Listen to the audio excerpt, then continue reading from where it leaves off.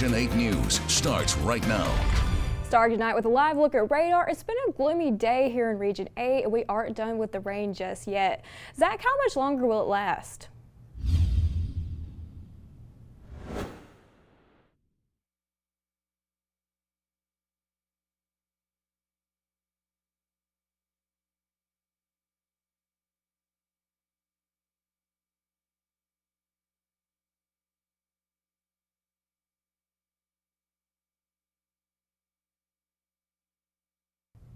An Indiana murder suspect was arrested this morning here in Region 8.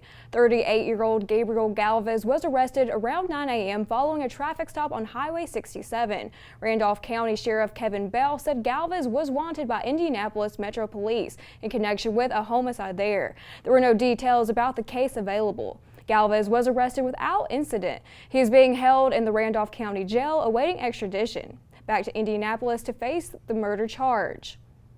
The last couple of weeks, there have been a lot of reports of suspicious booms in the area. The explosions and booms have been reportedly heard in southwest Greene County, as well as in Craighead and Poinsett counties. The most recent report of booms being heard in Greene and Craighead around 9 last night. Now, the Greene County Office of Emergency Management is planning to address the issue Monday in a call with state authorities. The office posted to Facebook saying the timing and consistency of the reports are likely man-made, and earthquakes have been ruled out. President Biden is now urging the passage of a huge relief package with or without Republican support. That's a change of tone for a man who was preaching unity at his inauguration 10 days ago. ABC's Andrew Dunbar is on that story. A rift on relief is splitting Capitol Hill, with a growing number of Republicans opposing the size of President Joe Biden's $1.9 trillion COVID-19 stimulus proposal.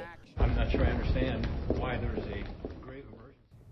On those relief talks with Democrats now in the control of the Senate, they may not need GOP support to get a relief deal to President's desk. And new Senate Majority Leader Chuck Schumer says they are prepared to move forward without it. Here in Arkansas, more than 1,800 new cases were reported today. Our active cases are now up by 282 and 17,608. 7 more people have died from the virus. The death toll now at 4,838. Hospitalizations have dropped by 40, with 911 currently hospitalized in the state. Over in Memphis, the future of an in-person learning is in limbo for thousands of Shelby County students, and COVID vaccines may be the deciding factor. The district originally planned to reopen schools in phases beginning February 8th. That has since been delayed, and now district leaders say they don't know when they could return to in-person learning. This comes at a time when district officials find themselves at odds with Tennessee Governor Bill Lee, who is pushing the district to return to in-person learning by February 15th.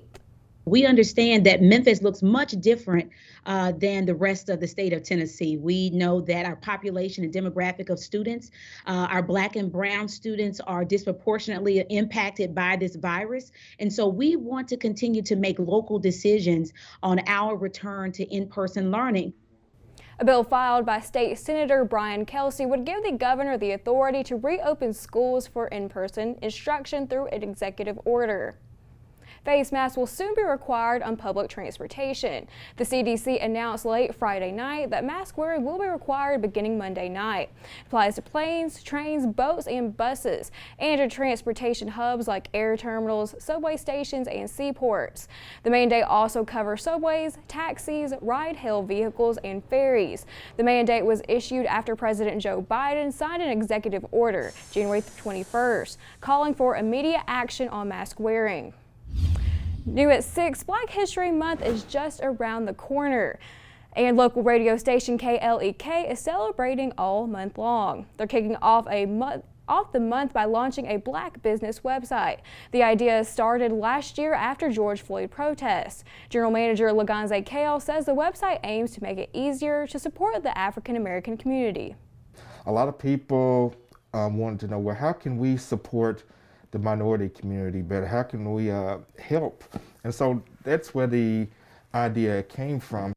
Over 270 businesses are listed on the site.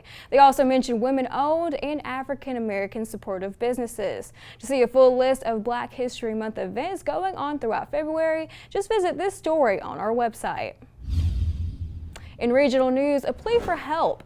3 years after a Little Rock woman is gunned down at her home apartment complex. Someone shot and killed April Harris while she was holding her young child. And investigators still don't know who did it and why. Alexis Wainwright spoke with the family and the sheriff's office. For me, I live that day over every day, over and over and over. I cannot rest until I find out who is responsible for my daughter's death. Tammy Fleming searching for answers after her 30-year-old. Next at 6, a musician in Oregon is taking his talents to the streets, sharing his performances with others during the pandemic.